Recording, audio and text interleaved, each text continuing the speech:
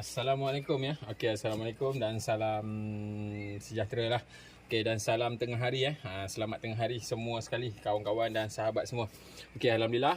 Okey, baru-baru ni ada sahabat kita. Okey, ada sahabat kita dia bagi tahu, "Abang, okey, saya ada buat video macam mana cara nak buang darah ikan."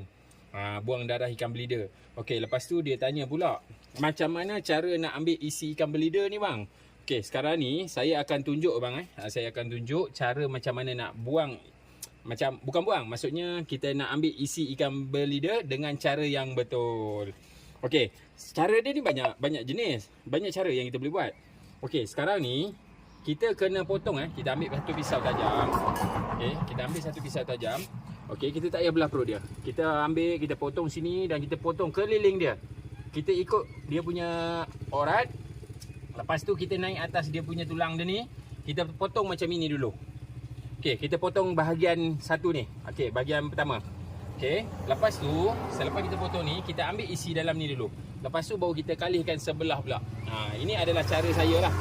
Cara saya ambil isi ikan belida. Okey, lepas tu kita ambil sudu. Okey, lepas tu kita perhatikan dulu ke mana tulang tu menghala. Okey, contoh kalau kita rasa sini, okey, tulang ni dia menghala ke sini. Dia menghala ke ekor. Okey, bila menghala ke ekor, bermaksud kita kena tarik daripada kepala dan kita kena tarik ke bawah. Ni contoh salah satu dia cara kita ambil isi ikan belida. Okey, tapi ikan belida ni saya tak potong buang darah dia sebab dia kecil. Kita nak buat fishball terus je. Bukannya untuk kita jualan. Okey, ini adalah isi ikan belida. Isi ikan belida yang kita telah tarik lah. Maknanya kita akan ambil isi ikan belida ni, kita akan tarik semua sekali. Tapi jangan tekan kuat-kuat. Kita ambil dia punya bahagian-bahagian atas saja. Okey, kita tarik ni sampailah habis. Okey, tulang dia tak akan ikut. Dia punya tulang ada dekat sini dan ada atas ni. Okey, selepas kita dah ambil isi dia tu, kita akan ubuh tepung Kita akan ubuh tepung. Lepas tu kita campur sikit lah garam bagi sebati.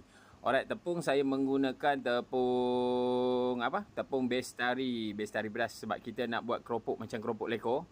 Okey, kita menggunakan tepung lah. Kita gaul. Okey, selepas gaul kita akan buat berbola, fishball. Okey, kita akan, tapi saya menggunakan minyak masak Saya akan ubuh kat tangan saya supaya tak bagi melekat pada tangan kita. Okey, kita akan guna minyak masak, ubuh kat tangan. Lepas tu kita akan buat fishball dulu. Okey, selepas settle